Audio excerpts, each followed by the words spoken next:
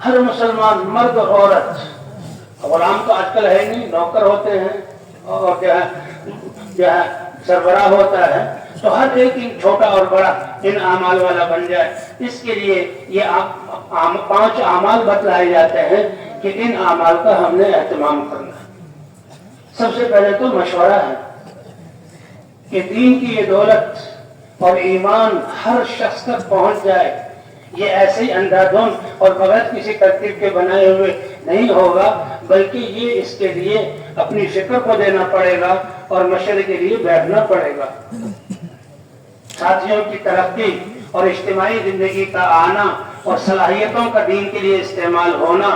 اور باطل کی اسکیموں سے بچنا، کام بھی محفوظ رہے اور ساتھی بھی محفوظ رہے، اس کے لیے مشورہ بہت ضروری ہے۔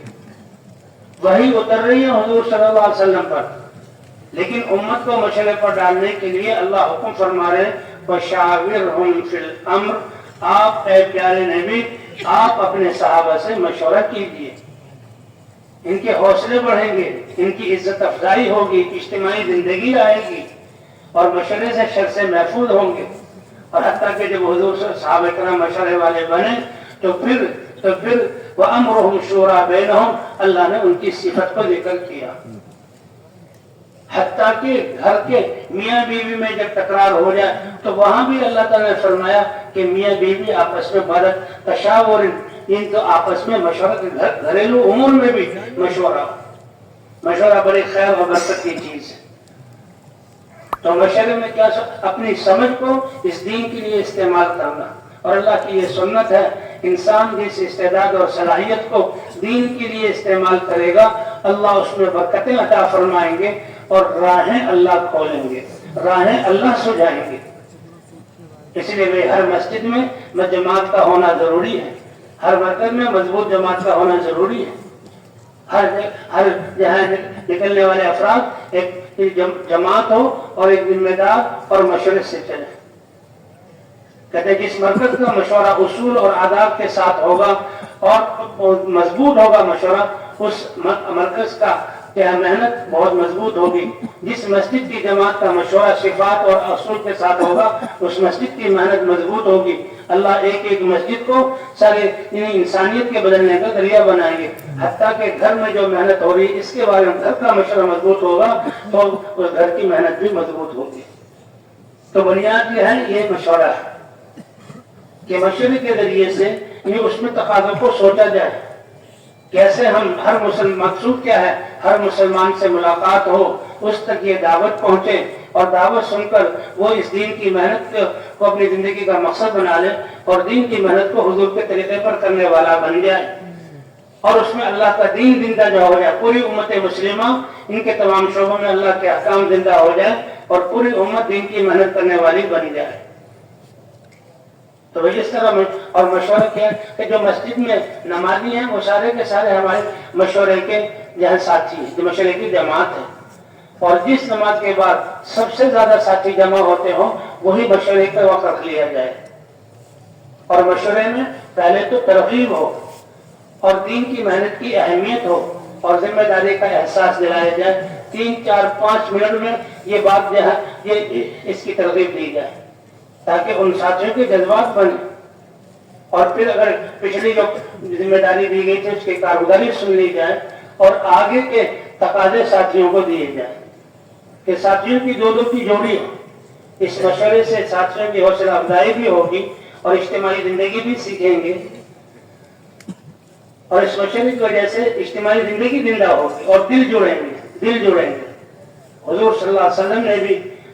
جب سفروں میں جاتے ہیں تب بھی 2 3 دن کی جوڑی بنا دیتے تھے، اور مدینہ منورہ میں بھی صحابہ کی جوڑی ہے، مہاجر اور انصاری دونوں کے درمیان بھائی چارہ قائم کیا ہوا تھا، دونوں ایک ساتھ رہتے تھے۔ ایک حضور کی مجلس میں ہے، دوسرا اپنے کام میں ہے، جب رات کو جمع ہوتے تو جو کچھ حضور سے سنا اس کو بتا دیا کرتے تھے۔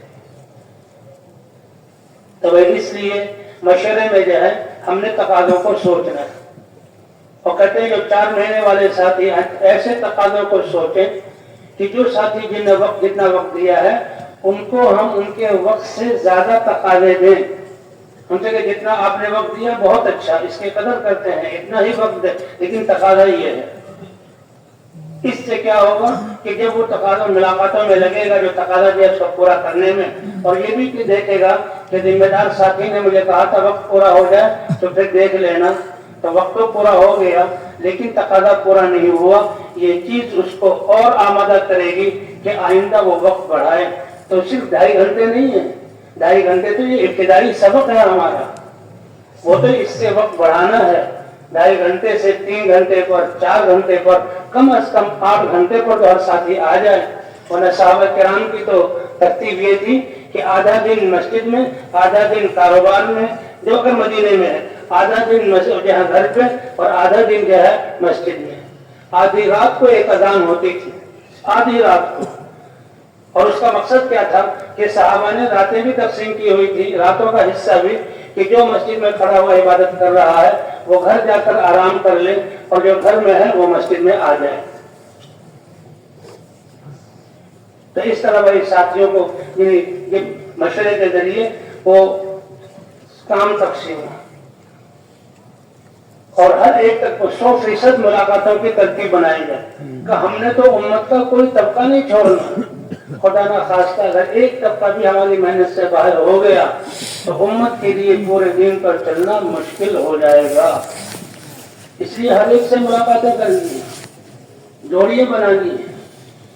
اور ایسی ملاقاتوں کی ترتیب ہو، ایسی ملاقاتوں کی ترتیب ہو کہ 15 دن کے اندر یا زیادہ سے زیادہ مہینے میں سارے بستی والوں سے ملاقات ہو جائے۔ اور ماشاءاللہ تقاضے ہمارے، یہ جو ہمارے ماہانہ مشورہ ہوتا ہے، ساتھی آتے ہیں، پوری دنیا کے تقاضے اس مشورے میں پیش کیے جاتے ہیں، پھر علاقے والوں کو مشورے جو ہے وہ تقاضے دیے جاتے ہیں، مرکزوں میں جاتے ہیں، اور مرکزوں کے ذریعے منگل کا جو مشورہ ہوتا ہے، اور ہفتہ وار جو مشورہ ہوتا ہے، دیہاتوں میں ہفتہ واری مشورہ، شہروں میں منگل کا مشورہ، جو مسجدیں ان کے ساتھ متعلق ہیں، دو کام کرنے والے ساتھی آتے ہیں تو وہ ان تقاضوں کو لے لیں اور ان تقاضوں کو لکھ لیں، اور مشورے میں بیٹھے تو اب مشورے میں زیادہ وقت نہ لگا ہے، کیونکہ لوگ کا مشورہ بہت لمبا ہو گیا، انشاءاللہ کچھ دنوں مشقت ہوگی لیکن آہستہ آہستہ پھر وہ معمول کی چیز بن جائے گی۔ 15-20 منٹ آدھا گھنٹہ مشورہ ہوا اور تقاضے دے دیے، وہ تقاضے جو لکھے ہوئے کاپی میں وہ روزانہ ہمارے سامنے آنے چاہیے، اس میں سے اہم فلاہم تقاضے کو لے لیا جائے، اور کوئی ہفتے بھر کی محنت کر کے وہ جو گشت کا دن ہوگا مقامی گشت، وہ ہفتے بھر کی محنت کا نتیجہ وصول کرنے کے لیے۔ تو پہلے تو ہمارے مسجد میں مشورہ، اور یہ مشورہ ہر جہاں میں دین کی محنت کرنے والے کی ضرورت ہے، تو اہتمام کریں گے انشاءاللہ۔